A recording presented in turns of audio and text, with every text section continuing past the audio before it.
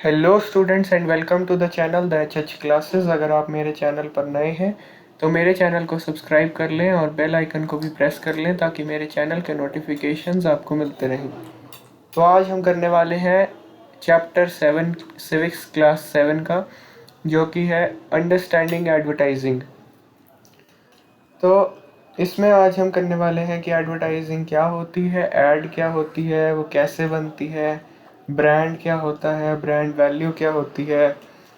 ठीक है, ये सारी चीज़ें हम उसमें पढ़ने वाले हैं। डेमोक्रेसी के साथ एडवर्टाइजिंग को कैसे लिंक करते हैं, ये सारे टॉपिक्स हम आज कवर करेंगे इस चैप्टर में। तो आज के समय में हम चारों तरफ से, हम हर तरफ से एडवर्टाइजमेंट से सराउंडेड हैं, कि या फिर हम उन्हें ऐड भी बोल देते हैं शॉर्ट फॉर्म में।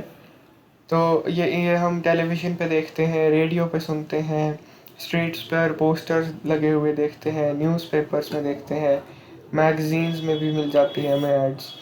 इवन कि टैक्सीज़ और रिक्शाज़ में भी एडवर्टीज़मेंट्स लगी होती हैं। बसेस कई बार जा रही होती हैं, उन पर भी ऐड लगी होती है, पोस्टर्स लगे होते हैं। जब हम सिनेमाज में जाते हैं तो भी एड्स लगी होती हैं, जिस फिल्म के देखने जा रहे होते हैं या फिर कोई नई फिल्म आई होती है तो फिर उसकी ऐड वहाँ पर लगी होती है, तो वो हमें अट्रैक्ट करती है जो ऐड होती है।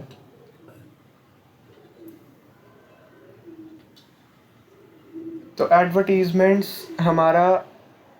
हमारे अटेंशन को अट्रैक्ट करती है उनके प्रोडक्ट्स के ऊपर जिनके बारे में ऐड दी जाती है। जैसे कि फॉर एग्जांपल अगर एक सोप के बारे में ऐड दी जा रही है तो फिर हम उस सोप को ख़रीदने के लिए हमारा मन विवश हो जाता है, और उसमें उस ऐड में उस प्रोडक्ट के बारे में बहुत पॉजिटिवली बताया गया होता है, इसलिए हम उसको ख़रीदने के लिए बहुत इंटरेस्टेड हो जाते हैं। तो इस चैप्टर में हम दो एडवर्टीज़मेंट्स के ऊपर फोकस करेंगे। तो वो दो एडवर्टीज़मेंट्स हम आगे देखेंगे। अभी चलते हैं हम अपनी नेक्स्ट स्लाइड पर, फर्स्ट टॉपिक पे, building brands and brand values. तो आपने इस वर्ड को बहुत बार सुना होगा, brand. Advertising is all about building brands. तो एडवर्टाइजिंग सिर्फ ब्रांड बनाने को ही के लिए ही एक टूल है। सबसे बेसिक लेवल पर अगर हम बात करें तो ब्रांडिंग का मतलब होता है stamping a product with a particular name और साइन। कि एक प्रोडक्ट है, उसके ऊपर उसका नाम या फिर उसका साइन लगा दिया कि ये इस कंपनी का है या फिर एक इस चीज़ का है ये प्रोडक्ट, उसको कह दिया ब्रांडिंग। कि ये सिर्फ और सिर्फ यही कंपनी बना रही है या फिर यहीं पर ये प्रोड्यूस किया जा रहा है। This is done in order to differentiate it from other products in the market. तो ऐसा क्यों किया जाता है? इससे ये पता लगता है कि ये वाला जो प्रोडक्ट है ये अलग है दूसरे प्रोडक्ट्स से। जैसे अगर हम देखें, पेन्स में पार्कर सबसे अलग है और फ़ोन में एप्पल सबसे अलग है, एमआई सबसे अलग है। तो सारे जो कंपनीज हैं, सारे जो ब्रांड्स हैं, ये एक दूसरे से अलग करने के लिए अपने प्रोडक्ट्स को एक स्टिकर अपना लगाती हैं या फिर अपना एक जो है ठप्पा लगा देती है कि ये मेरा प्रोडक्ट है, ये मैंने बनाया है। तो इसे कहते हैं ब्रांड। जो दालें और पल्सेस होती हैं या फिर कई सारी चीज़ें होती है, राशन का सामान, ये ज़्यादातर ब्रांड की नहीं होती हैं। इनका सिर्फ नाम हमें पता होता है, मसूर की दाल, उड़द की दाल, एक्सेट्रा। ठीक है, ये सारे कोई ब्रांड के नाम नहीं है। लेकिन हाँ, जब कोई कंपनी अगर मसूर की दाल को ख़रीद लेती है और उसको एक पैकेट में बंद कर देती है तो फिर उस दाल को वो अपनी कंपनी का नाम दे देती है, क्योंकि वो बताना चाहती है कि ये लूज़ दाल नहीं है, मतलब ये खुले में बिकने वाली दाल नहीं है, ये तो टॉप टेस्ट दाल है, मतलब एक कंपनी की दाल है। ठीक है, ऐसे ही सोप के बारे में भी हमें ऐसे ही पता होता है कि ये वाला सोप इस कंपनी का है और ये अच्छे वाला है। तो सिर्फ और सिर्फ यही नहीं होता कि हम प्रोडक्ट को एक नाम दे दें तो वो बिकने लग जाएगा। मैन्युफैक्चरर जो सोप को बनाते हैं या फिर दाल उगाते हैं, उनको फिर भी सोप या दाल को बेचने के लिए अपने मार्केट में ऑडियंस क्रिएट करनी पड़ती है, और उसके लिए एडवर्टाइजिंग को वो अब फील्ड में ला रहे हैं। एडवर्टाइजिंग एक बहुत क्रूशियल रोल प्ले करती है हमें कन्विंस कराने के लिए कि हम उसके प्रोडक्ट को बाय करें। तो ब्रांड को बनाने का जो टास्क होता है वो सिर्फ़ और सिर्फ एक नाम देने पर ही रुक नहीं जाता है, उसको एडवर्टाइज़ भी करना पड़ता है और उसके लिए एक मार्केट ऑडियंस भी बनानी पड़ती है, तब जाकर वो ब्रांड एक सच में बड़ा ब्रांड बन के दिखाता है।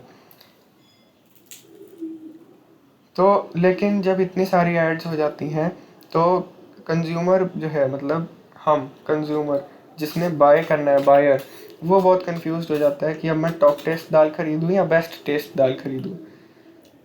तो दोनों ही क्योंकि अपनी तारीफ़ कर रहे हैं और वो कह रहे हैं कि ये वाली अच्छी है दाल, और दूसरे कह रहे हैं कि दूसरी वाली अच्छी है दाल। तो मैन्युफैक्चरर को एक ऐसी ऐड बनानी पड़ती है, ऐसा उसके बारे में क्वालिटी बतानी पड़ती है जो सिर्फ़ और सिर्फ उसी ब्रांड में हो, उसी ब्रांड की चीज़ में हो।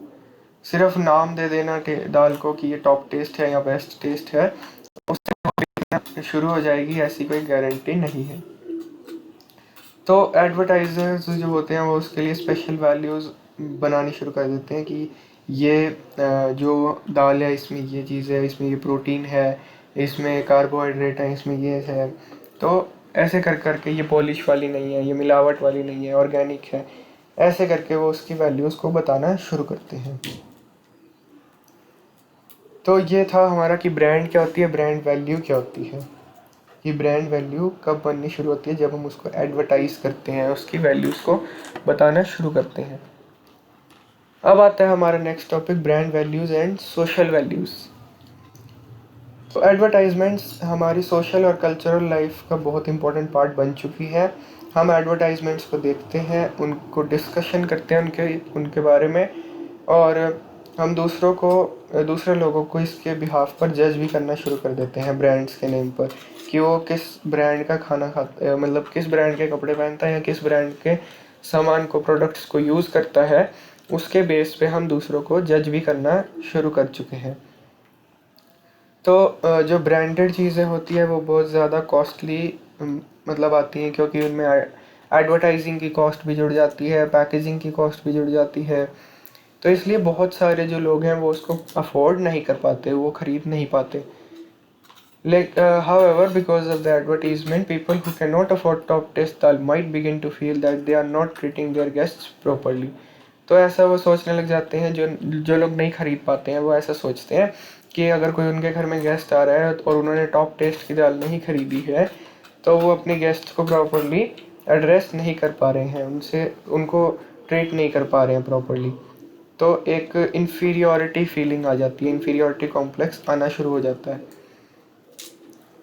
तो एडवर्टीज़मेंट्स बहुत तरह की होती हैं, इसमें ये बताया जाता है कि आपको बहुत इसमें अच्छा लगेगा, और सोशल वैल्यूज़ से इसको कैसे कनेक्ट किया जा रहा है कि आपके पर्सनल इमोशंस को उससे कनेक्ट कर देते हैं एडवर्टीज़मेंट्स में, और ये दिखा देते हैं कि एक माँ अपने बच्चे को वो दिखा रही है, सोप से नहला रही है कि वो बहुत सॉफ्ट है, और वो उसका चुना हुआ है, ऐसी ऐसी एड्स आपको देखने को मिल जाती हैं। या फिर क्रिकेट हीरोज़ जो होते हैं, जैसे विराट कोहली, एम एस धोनी, ये सारे जो एडवर्टीज़मेंट्स करते हैं उससे हम बहुत ज़्यादा इन्फ्लुएंस हो जाते हैं। या फिर बहुत बार जो फिल्म इंडस्ट्री के हीरोज़ होते हैं वो वहाँ पर आकर एडवर्टाइज़ करते हैं, तो हम उन पर विश्वास करते हैं, इसलिए हम उनसे बहुत ज़्यादा इन्फ्लुएंस हो जाते हैं कि ये अगर कोई बता रहे हैं तो इसका मतलब ये चीज़ बहुत ज़्यादा सही ही होगी। तो इस तरह से वो सोशल वैल्यूज़ को कनेक्ट किया जाता है हमारी ब्रांड वैल्यू से। तो अब आते हैं हम अपने नेक्स्ट टॉपिक पर, how does N advertisement gate made. तो एडवर्टाइजिंग एक बहुत इंपॉर्टेंट पार्ट है लोगों को एक ब्रांड की तरफ आकर्षित करने का। ये इजीली नहीं हो जाता है, इसके लिए बहुत सारे बहुत ज़्यादा इसमें मेहनत करनी पड़ती है, बहुत ज़्यादा पापड़ बेलने पड़ते हैं। तो एडवर्टाइजमेंट्स का क्या एम होता है, एडवर्टीजमेंट्स का, कि लोग एक पर्टिकुलर ब्रांड की तरफ आकर्षित हो जाएं और उसी ब्रांड का सामान ज़्यादा खरीदने लग जाएं। इसका बेसिकली मीनिंग क्या है कि जैसे ही हम एक एडवर्टीजमेंट को देखें तो हमारे अंदर एक इच्छा पैदा हो जानी चाहिए उस ब्रांड के प्रोडक्ट्स को खरीदने के प्रति, ऐसी एडवर्टीजमेंट होनी चाहिए। तो बहुत सारे जो पर्सन्स हैं वो अलग अलग तरह की एडवर्टीजमेंट्स करते हैं, जिसमें अलग अलग इमेजेस बनाते हैं वो, ठीक है, अलग अलग टेक्स्ट डालते हैं, पर्सनल इमोशंस को यूज़ करते हैं, ताकि वो अपने प्रोडक्ट्स को सेल कर पाएँ। फिर चलते हैं अब अपने नेक्स्ट टॉपिक पर, एडवर्टाइजिंग एंड डेमोक्रेसी। कि डेमोक्रेसी क्योंकि हम एक डेमोक्रेसी में रहते हैं, एक डेमोक्रेटिक कंट्री में रहते हैं, इंडिया एक बहुत बड़ी डेमोक्रेटिक कंट्री है, तो वहाँ पर एडवर्टाइजिंग को हमें डेमोक्रेसी से रिलेट करके भी देखना होगा। तो ऐसे बहुत सारे वेज हैं जिसमें एडवर्टाइजिंग को इक्वालिटी के इश्यूज से बहुत ज़्यादा लिंक किया जाता है एक डेमोक्रेटिक सोसाइटी में। क्योंकि एडवर्टाइजिंग अगर हम प्रोडक्ट को एडवर्टाइज़ करते हैं तो उसके बहुत ज़्यादा पैसे लगते हैं, बहुत करोड़ों रुपए लगा देता है एक ब्रांड अपने प्रोडक्ट को एडवर्टाइज़ करने के लिए। तो ये सारी जो एडवर्टीज़मेंट्स को प्रोड्यूस करना, उनको शो करना मीडिया में, ये सारा बहुत एक्सपेंसिव काम होता है। तो और वैसे भी दूसरी बात, वहाँ पर मार्केट में आजकल बहुत सारी एडवर्टीज़मेंट्स हैं, इसलिए कंपनी को अपनी एडवर्टीज़मेंट को बार बार चलाकर दिखाना पड़ता है टीवी में या फिर रेडियो में या फिर फ़ोन्स में, ताकि हमारे माइंड में, मतलब कंज्यूमर के, बायर के माइंड में, लोगों के माइंड में उसी ब्रांड के प्रति आकर्षण बना रहे। अगर वो ऐड आनी बंद हो जाती है तो हम ये सोच लेते हैं कि वो ब्रांड अब पिट चुका है और वो ब्रांड का जो सामान है वो अब बिकना बंद हो चुका है, वो अच्छा नहीं आता है। तो इसलिए फिर ब्रांड को बहुत नुकसान हो जाता है, तो वो हर बार उसको बार एडवर्टाइज़ करता रहता है। तो इसलिए एक ये इक्वालिटी के लिए आ जाता है कि बहुत बड़ी जो कंपनीज़ हैं, बहुत बड़े कॉरपोरेट्स हैं, वही सिर्फ अपने ब्रांड्स को एडवर्टाइज़ कर पाते हैं, और जो स्मॉल बिजनेसमैन हैं उनको इससे बहुत बड़ा नुकसान हो जाता है, क्योंकि वो इतनी बड़े लेवल पर एडवर्टीज़मेंट्स नहीं दे पाते, और इसलिए उनके प्रोडक्ट्स हैं, उनकी बिक्री बहुत कम हो जाती है।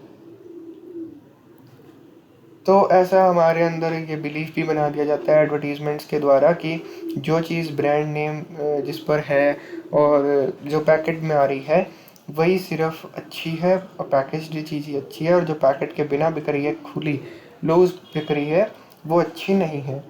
लेकिन हम ये भूल जाते हैं कि पैकेजिंग, एक प्रोडक्ट को अगर पैकेज कर देंगे तो उसका कोई ये मतलब नहीं हो जाएगा कि उसकी क्वालिटी भी बहुत अच्छी है। तो इसका मतलब ये नहीं हो जाएगा कि उसकी क्वालिटी भी बहुत अच्छी है।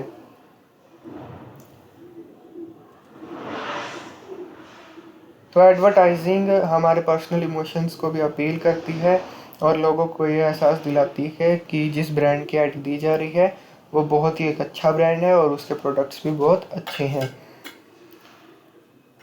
लेकिन जो लोग उसको अफोर्ड नहीं कर पाते हैं, एडवर्टाइजिंग को और ब्रांड को अपने एडवर्टाइज नहीं कर पाते हैं, तो उनके लिए वो बहुत एक बुरी चीज़ बन जाती है।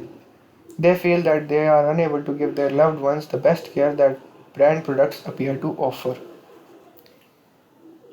तो ये था कि रिच जो लोग हैं वो तो एडवर्टीज़मेंट कर लेते हैं और एडवर्टाइज प्रोडक्ट्स को ख़रीद भी लेते हैं, जो रिच लोग हैं। लेकिन जो पुअर लोग होते हैं वो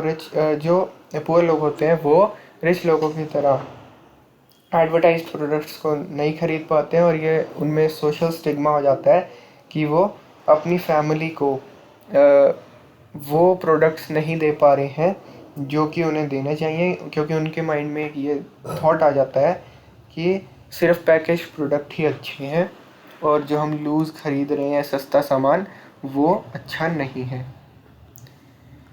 तो ये था हमारा chapter understanding advertising. Thank you for watching this video. अगर आपको ये वीडियो अच्छा लगा हो तो इसे लाइक कीजिए, अपने सभी दोस्तों के साथ शेयर कीजिए और मेरे चैनल को सब्सक्राइब कीजिए। Thank you.